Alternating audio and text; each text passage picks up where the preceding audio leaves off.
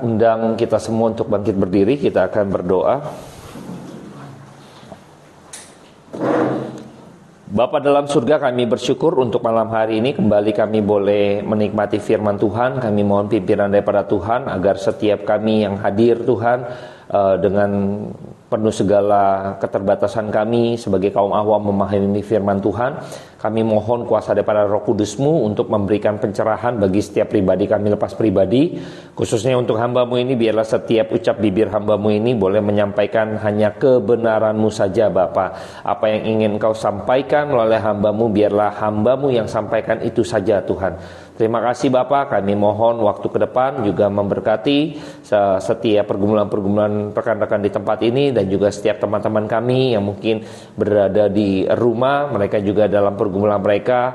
Tuhan tolong juga memberkati mereka sebagaimana Tuhan memberkati kami lewat firman Tuhan malam hari ini. Kami mau serahkan hidup kami, hati kami, pikiran kami saat ini untuk dengar firman Tuhan. Terpujilah nama Tuhan kekal selama-lamanya sampai selama-lamanya. Amin. Oke. Kita akan coba buka di dalam Kisah Para Rasul 8. Kita coba babak pertama dulu ya. Saya coba bagi menjadi 3 babak gitu ya. Saya bagi menjadi 3 babak. Jadi babak pertama kita lihat dulu backgroundnya gitu ya, sebelum Filipus akhirnya ke Samaria. Kisah Para Rasul 8 ayat 1 sampai ayatnya yang ketiga ya. Karena hanya 3 ayat saja, maka Kisah Para Rasul 8 ayat 1 sampai 3. Karena 3 ayat gitu ya, saya undang kita semua baca bersama-sama ya. Kisah Para Rasul 8 ayat 1a ya, dia ada 1a 1b gitu ya, sampai yang ketiga. 1, 2, 3. Saulus juga setuju bahwa Stefanus mati dibunuh. Pada waktu itu mulailah penganiayaan yang hebat terhadap jemaat di Yerusalem. Mereka semua kecuali rasul-rasul tersebar ke seluruh daerah Yudea dan Samaria. Orang-orang saleh menguburkan mayat Stefanus serta meratapinya dengan sangat.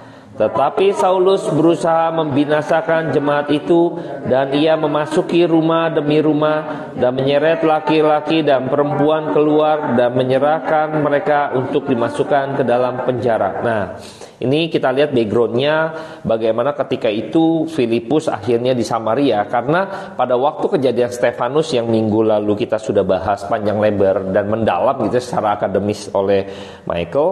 Nah, saya melihat bahwa ini akhirnya mereka tersebar gitu ya, tersebar karena ada penganiayaan. Tetapi kalau kita perhatikan lebih dalam lagi, nanti kita lihat di babak berikutnya. Jadi ini ada kehadiran Saulus pada waktu Stefanus ya, dalam pembelaannya itu khotbah dengan mengambil bagian-bagian penting di dalam kitab perjanjian baru lama gitu ya yang dicatat.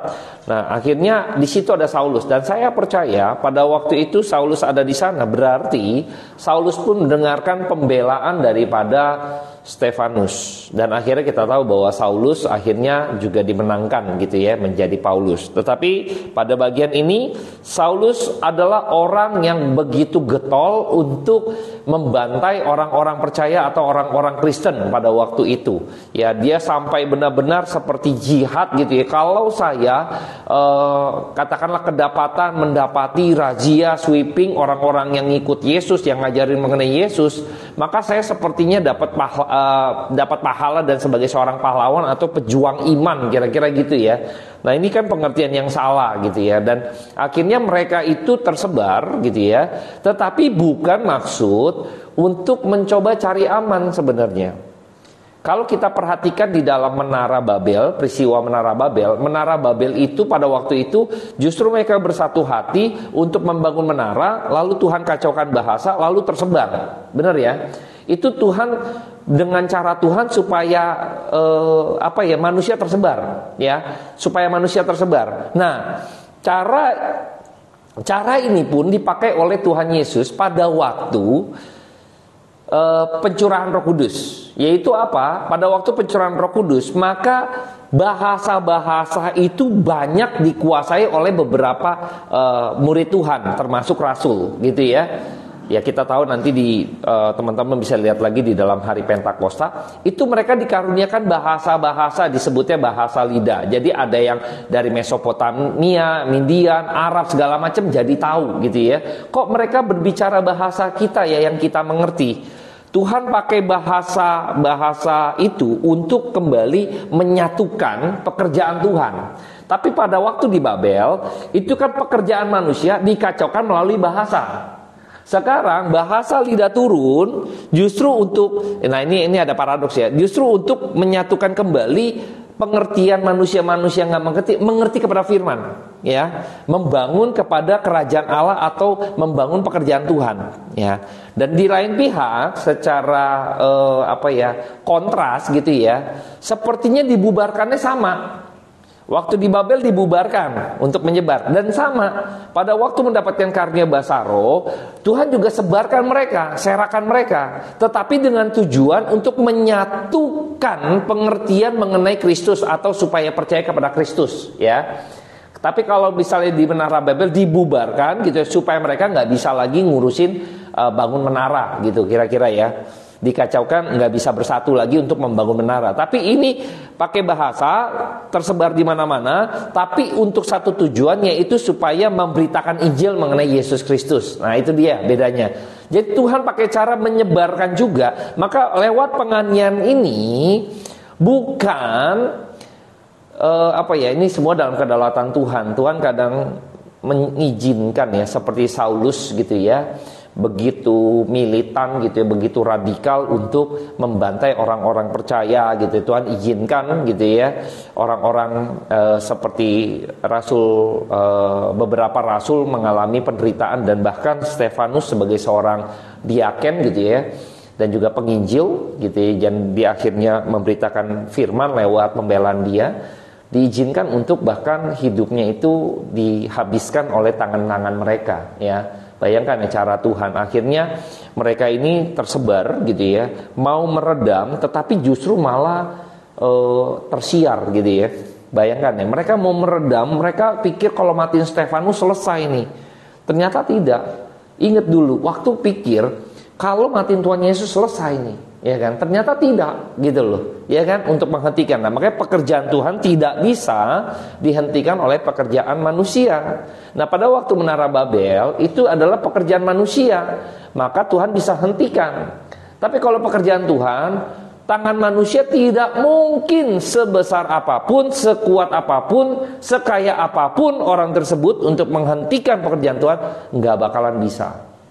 Ya, Tuhan punya cara. Maka lewat penganiayaan yang keras, justru mereka malah tersebar. Ya, mereka tersebar begini bukan berarti mereka untuk cari tempat mengumpat. Sama seperti nanti Filipus, gue ke Samaria aja karena kan orang Yahudi nggak mungkin ke Samaria.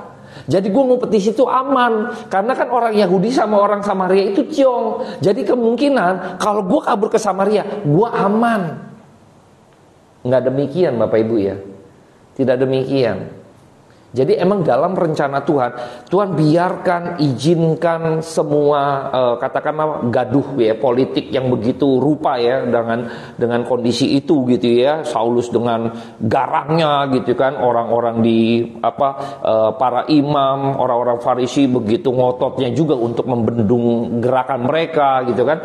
Ini kekacauan kan, chaos kan, membuat mereka kan tersebar kan jadinya kan. Nah, waktu tersebar bukan mereka ngumpat.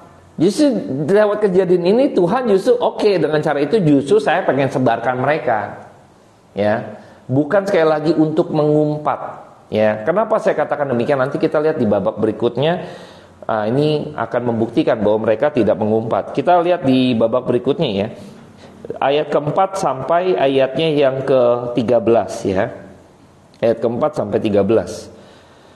Kita baca silih berganti, saya genap, Bapak Ibu ganjil, sampai ayat yang ke-13. Filipus di Samaria, mereka yang tersebar itu menjelajah seluruh negeri itu sambil memberitakan Injil ya. Ini penuh keberanian, jelas ya, bukan ngumpet, tapi untuk memberitakan Injil. Ayat 5. Dan Filipus pergi ke suatu kota di Samaria dan memberitakan Mesias kepada orang-orang. Ketika orang banyak itu mendengar pemberitaan Filipus dan melihat tanda-tanda yang diadakannya, mereka semua dengan bulat hati menerima apa yang diberitakan itu. Sebab dari banyak orang yang kerasukan roda, keluarlah roh itu sambil berseru dengan suara keras, dan banyak juga orang lumpuh dan orang bimbang yang disembuhkan. Maka sangatlah besar sukacita dalam kota itu.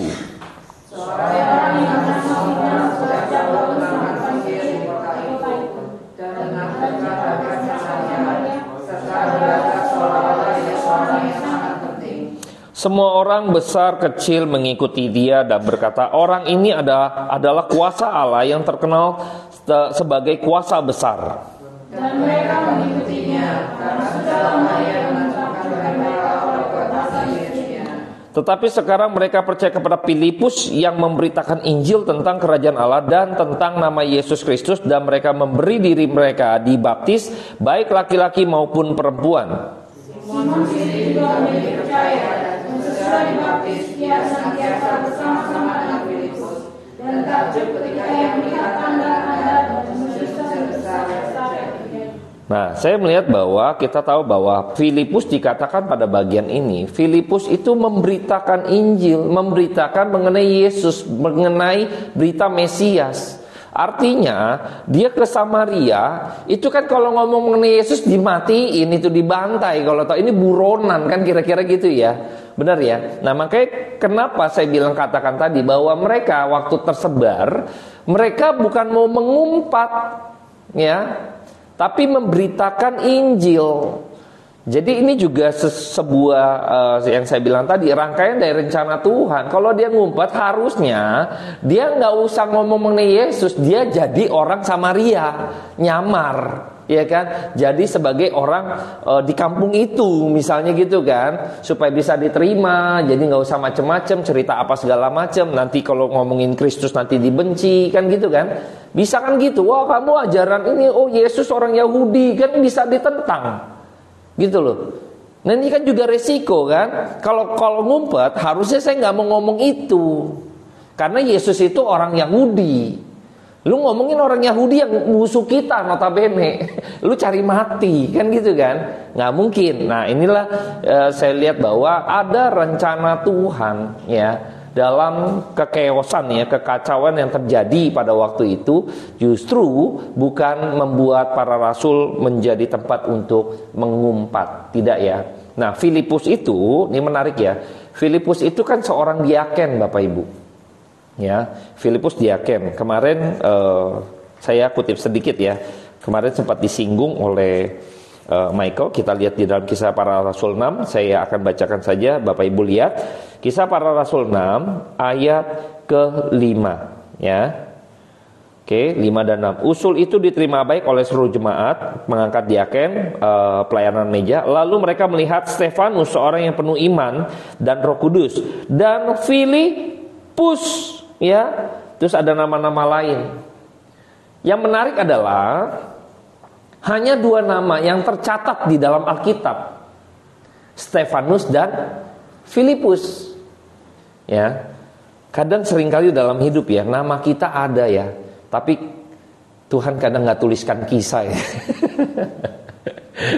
Ini kadang kita harus berpikir ya. Ini ada salah satu, saya baca sebuah tafsiran dan juga buku gitu ya. Kadang renungan buat kita nih.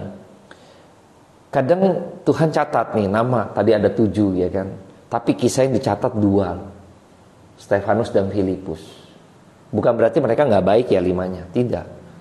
Tapi yang menjadi satu kisah yang akhirnya menjadi momentum bagi Tuhan untuk Tuhan pengen dicatat. Kira-kira gitu. Bayangkan Bapak Ibu, dalam hidup kita seringkali ya itu dia ya. Kadang saya melihat bahwa saya rasa Stefanus sama Filipus ini dapat mahkota begitu luar biasa. Kenapa? Karena kisahnya dicatat Bapak Ibu, dibanding 5 yang lainnya.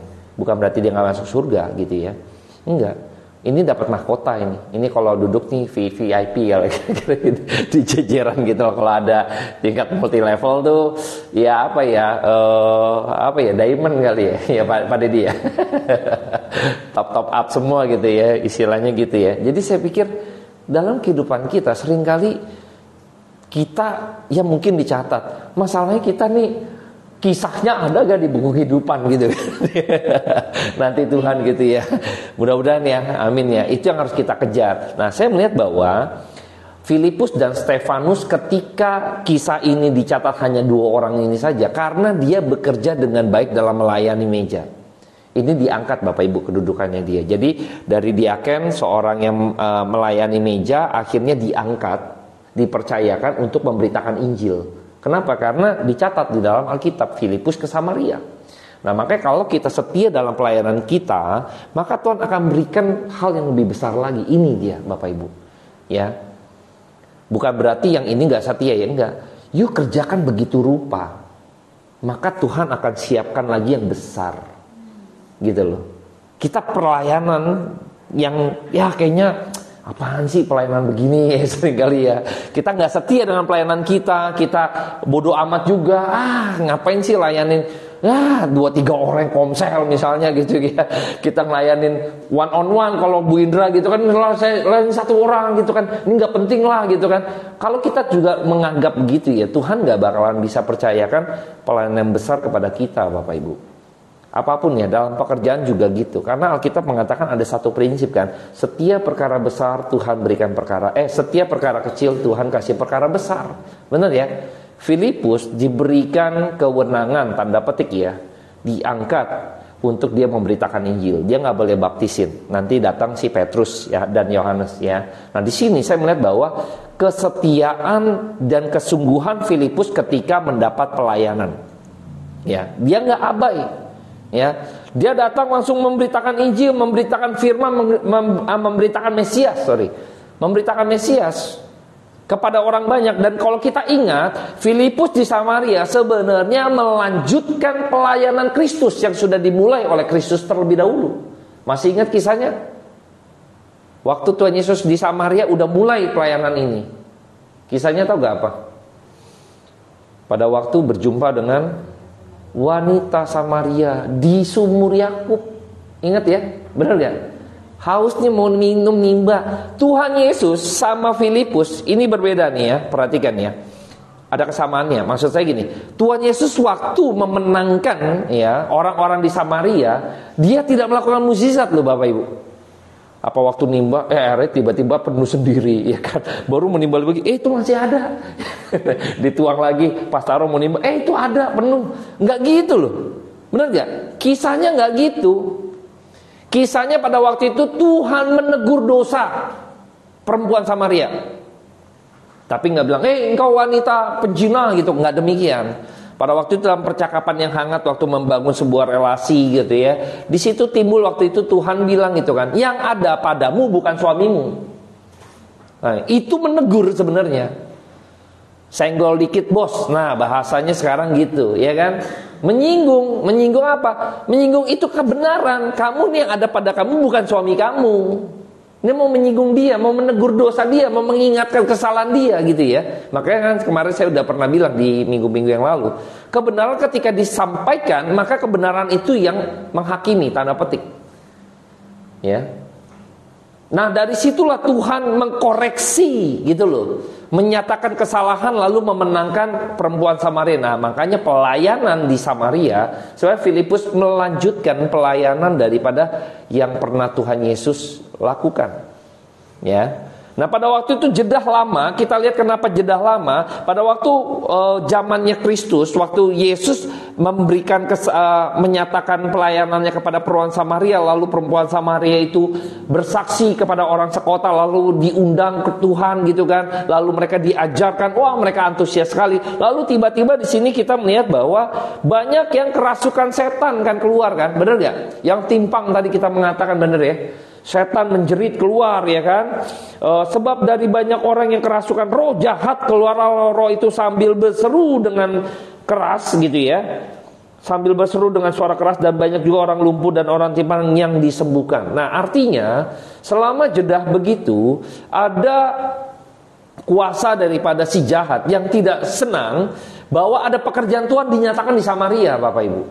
Maka ini seperti maintenance gitu ya. Filipus diutus ke Samaria untuk kembali maintenance iman daripada orang-orang di Samaria, supaya kembali lagi kepada kebenaran, supaya kembali lagi kepada firman Tuhan. Bayangkan ini pekerjaan yang akhirnya saya lihat rangkaian yang Tuhan sudah rencanakan. Dia pakai Filipus, ya. Dia pakai Filipus, nggak pakai Petrus, walaupun nanti Petrus datang ya untuk membaptis gitu ya. Nah, saya melihat bahwa ketika Filipus bersungguh-sungguh memberitakan Injil, maka Tuhan beri tanda, Bapak Ibu. Yang pada waktu Tuhan Yesus di Samaria, Tuhan nggak melakukan mukjizat. Tetapi pada waktu Filipus pergi, Filipus bukan golongan seorang rasul. Kita tahu pada waktu awal hari Pentakosta, Petrus pada waktu itu di Serambi Salomo dia melakukan mukjizat, rasul. Filipus siapa? Dari dia akan diangkat menjadi penginjil. Tapi Tuhan berikan tanda itu, luar biasa Bapak Ibu ya. Jadi jangan pikir kita ini pelayan-pelayan kecil gitu ya. Tuhan gak kasih tanda atau gak berikan karunia bagi kita. Jadi karunia tertentu itu hanya para hamba-hamba Tuhan. Siapa bilang Bapak Ibu? Siapa bilang? Sampai hari ini saya berdiri, siapa saya dulu? Bukan siapa-siapa gitu loh. Saya kadang pikir kalau bukan tangan Tuhan ya, yang saya bikin komik, nulis buku gitu ya. Kalau bukan tangan Tuhan yang curhat, gak bisa Bapak Ibu. Gak bisa siapa saya gitu kan. Gak bisa. Nah karena kita bergumul gitu kan, nah Tuhan berikan tanda. Filipus diberi tanda, maka pada waktu itu ada roh jahat yang menjerit. Nah di situ kita ada peperangan rohani. Ini yang menarik Bapak Ibu. Ini yang menarik, pergumulan. Makanya pada waktu pelayanan ditinggal begitu rupa, muncul kisah Simon, ya, seorang penyihir, magic, ya. Kalau kita mungkin bilangnya dukun ya, lebih kepada praktek begitu ya, sihir dukun ya, bukan magician kan mungkin sulap, entertaining gitu ya. Ini kayak mungkin lebih ke dukun gitu ya, roh jahat misalnya seperti itu, tipu-tipu aja gitu ya, kayak gitu-gitu ya. Bayangkan Bapak Ibu, karena ada orang yang namanya Simon ini yang mau menganggap bahwa dia ini loh yang kuasa Allah. Maka ada satu jeda, saya melihat bahwa di Samaria akhirnya, ada orang yang pengen naikkan pamor, yaitu siapa? Simon ini. Maka dia bilang kuasa daripada Allah. Semua takjub. Bayangkan, takjub loh. Pengikutnya itu dia katakan orang besar, semua orang ya, besar dan kecil. Jadi diterima seluruh genre dia. Kira-kira demikian. Kenapa? Karena dia melakukan sesuatu yang takjub, menakjubkan, sesuatu yang mempesona daripada orang-orang Samaria. Nah yang menarik adalah ketika masuk daripada Filipusnya masuknya Filipus di Samaria, akhirnya si Simon ini kan percaya ya. Kalau kita lihat di babak ini kayaknya benar-benar bertobat ya, nanti kita akan lihat ya. Justru Petrus akhirnya menegur si Simon ini yang bertobatnya palsu gitu ya. Tapi kita belum sampai di sana, nanti kita coba cek gitu ya. Tapi ada bagian yang saya pikir menarik gini. Pada waktu seseorang kayak Simon ini kan orang yang mau belaga, punya kuasa gitu ya. Dia melihat diperhadapkan sekarang ada kuasa yang sesungguhnya, yaitu masuknya Filipus, orang timpang semuanya disembuhkan, kerasukan roh jahat semuanya dipulihkan gitu ya.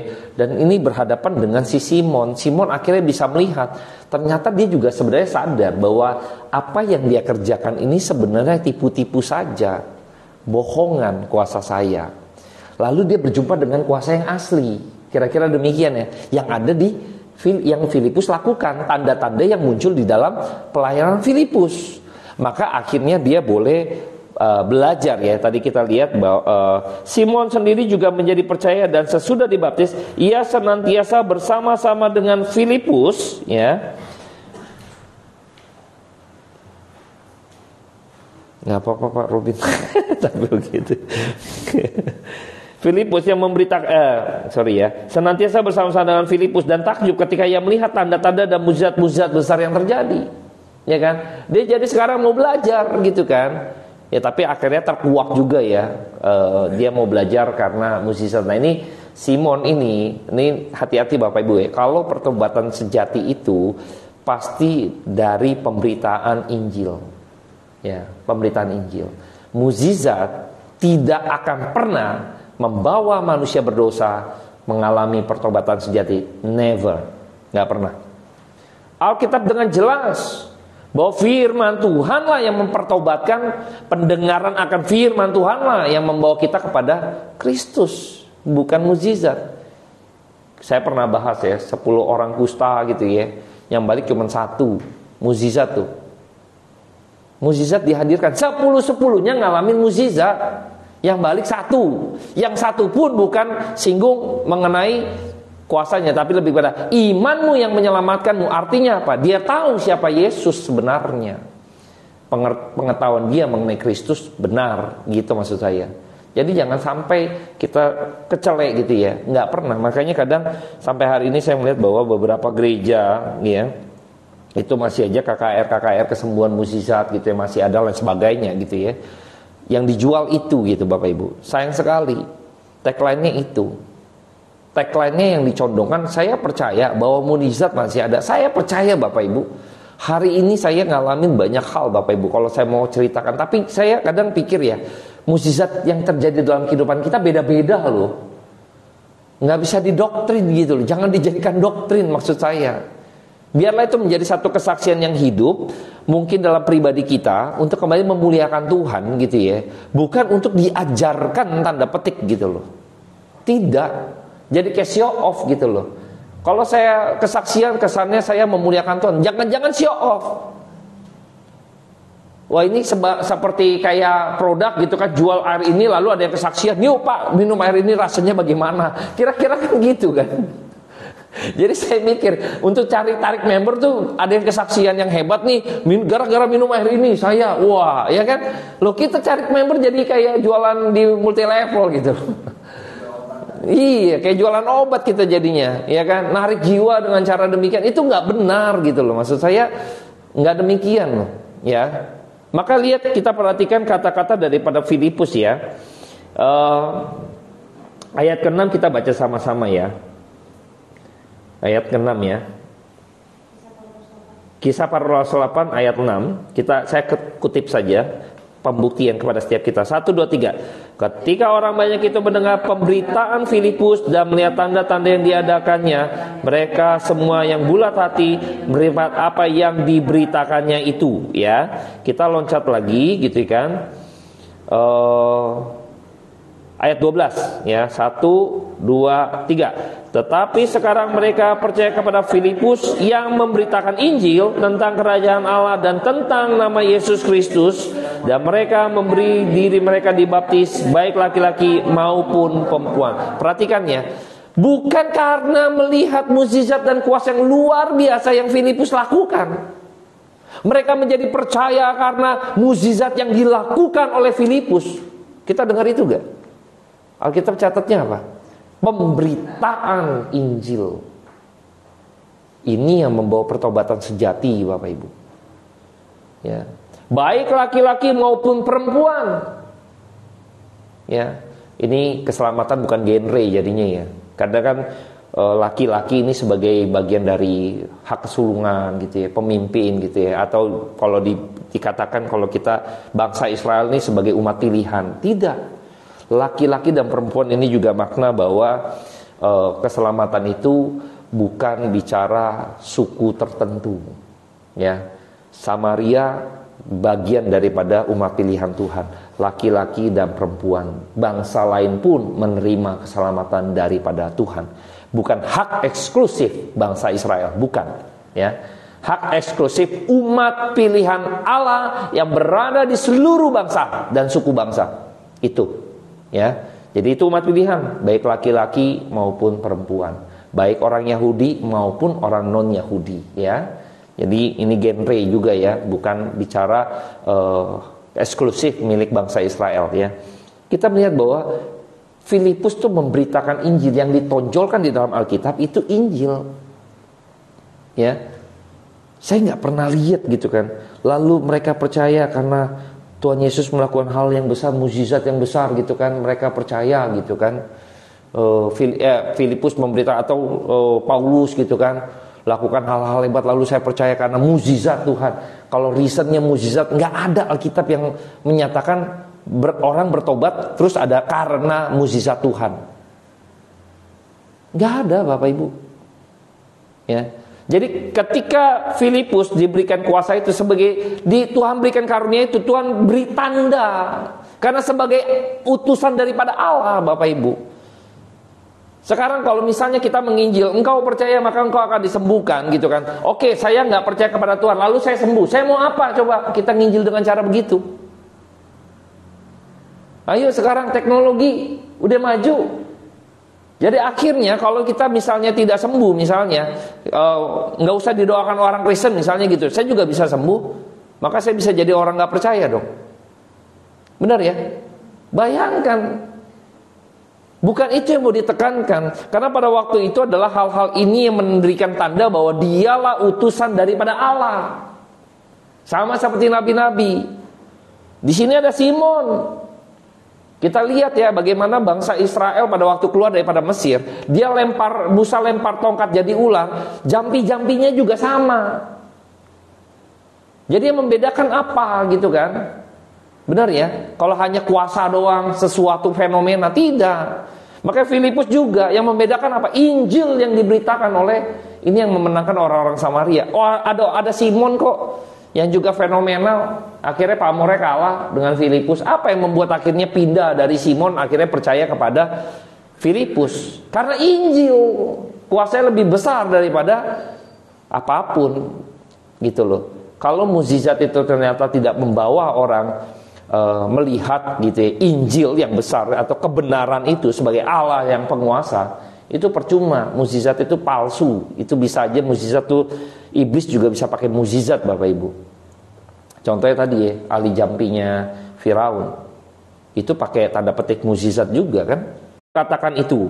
Setelah keduanya bersaksi dan memberitakan firman Tuhan, kembalilah mereka ke Yerusalem, dan dalam perjalanannya itu mereka memberitakan Injil dalam banyak. Nah, perhatikan Bapak Ibu ya. Jadi pada waktu kita melihat bahwa ternyata Simon ini palsu gitu ya. Ya. Simon ini palsu Bapak Ibu ya. Simon ini ternyata palsu. Pertobatannya gitu ya, kalau kita lihat, waduh, saya mau dong beli deh. Berapa duit? Bayangkan Bapak Ibu.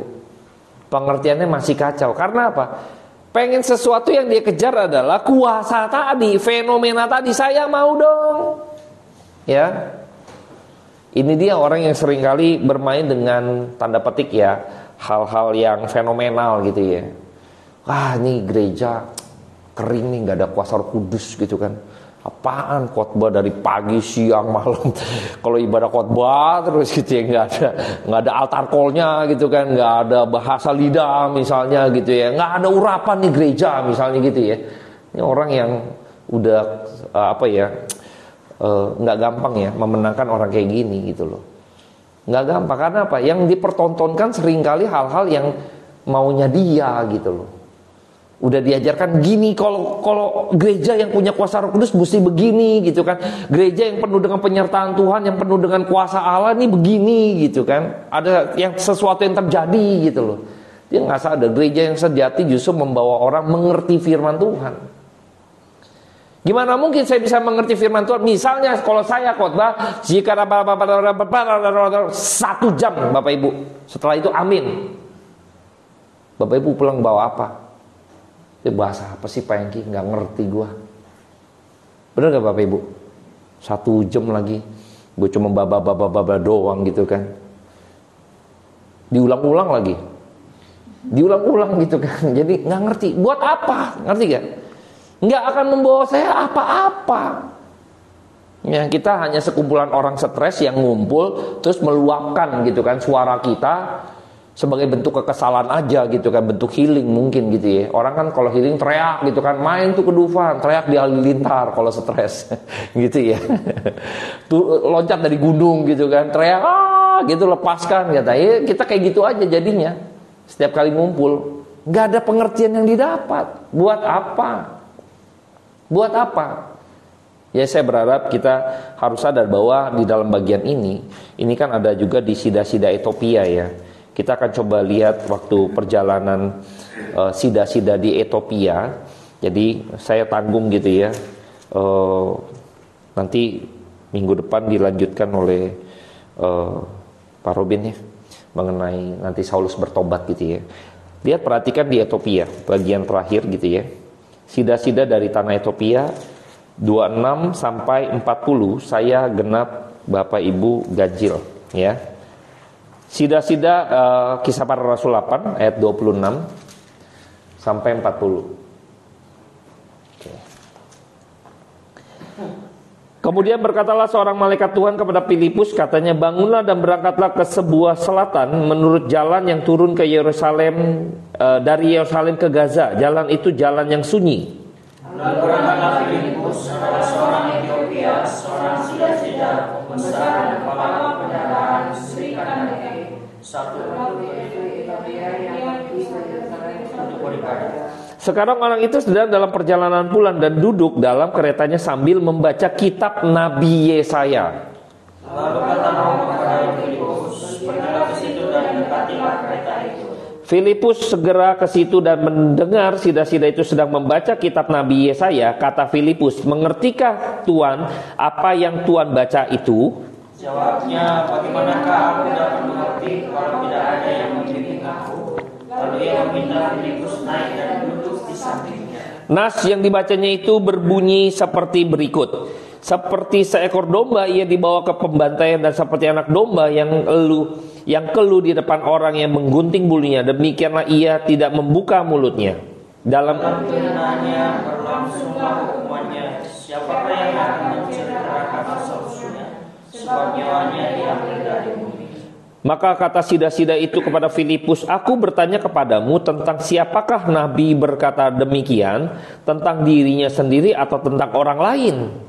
Maka mulailah Filipus berbicara dan bertolak dari Nas itu yang memberitakan Injil Yesus kepadanya. Mereka melanjutkan perjalanan mereka dan tiba di suatu tempat yang ada air. Lalu kata sida-sida itu, lihat, di situ ada air. Apakah halangannya jika aku dibaptis? Sahut Filipus, jika Tuhan percaya dengan segenap hati, boleh. Jawabnya, aku percaya bahwa Yesus adalah Anak Allah. Lalu orang Ethiopia itu menyuruh menghentikan kereta itu, dan keduanya turun ke dalam air, baik Filipus maupun sida-sida itu, dan Filipus membaptis dia. Dan setelah mereka keluar dari air, Roh Tuhan tiba-tiba mengalihkan Filipus, dan sida-sida itu tidak melihatnya lagi. Ia meneruskan perjalanannya dengan sukacita. Tetapi ternyata Filipus ada di Asdod. Dia berjalan melalui daerah itu dan memberitakan Injil di semua kota sampai ia tiba di Kaisarea. Perhatikan ya Bapak Ibu, ini menarik ya. Pada waktu itu ada yang Ethiopia nih ya. Ini salah satu pejabat gitu ya. Nah, saya nggak perlu detailin lagi. Saya sebenarnya di bagian ini saya sudah bikin konten YouTube saya 1 tahun yang lalu, itu saya pecah menjadi 2 gitu kan, nanti biar